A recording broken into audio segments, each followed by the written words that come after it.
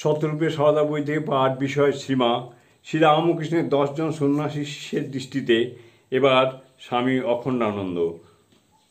পরবর্তী অংশ। গঙ্গাধর মহারাজ মাকে যে পুজো নিবেদন করতেন তা ছিল অন্তরের উজাড় করা ভালোবাসা ও ভক্তির অর্ঘ্য। তা ছিল তার ভাবের পুজো। মায়ের পুজো কিভাবে হবে এই প্রশ্নের উত্তরে তিনি বলেছিলেন, মা নাও, মা খাও, মা পড়ো, এই তো পূজা। খুব প্রাণ থেকে বলতে হয়, মা এই নাও, তোমারই জিনিস, তোমাকে দিচ্ছি। কত ভক্ত তোমাকে আজ কত ভালো ভালো জিনিস দিচ্ছে, আমি যা পেরেছি এনেছি। আর তো কিছু পাইনি, তুমি নিজ গুণে নাও মা।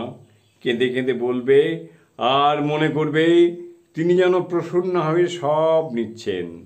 আর হোম করবে যেন সর্বস্ব আহুতি দিচ্ছ।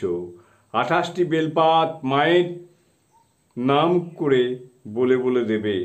তা না হয় সারাদিন মায়ের পূজা হচ্ছে, এদিকে মায়ের ছেলেরা সব না খেয়ে শুকোচ্ছে, আর ওদিকে মায়ের ভোগই নামছে না। আমাদের মা এরকম চাইতেন না। ভাবের পুজো, বুঝলে? জয় মা, জয় মা, জয় মা।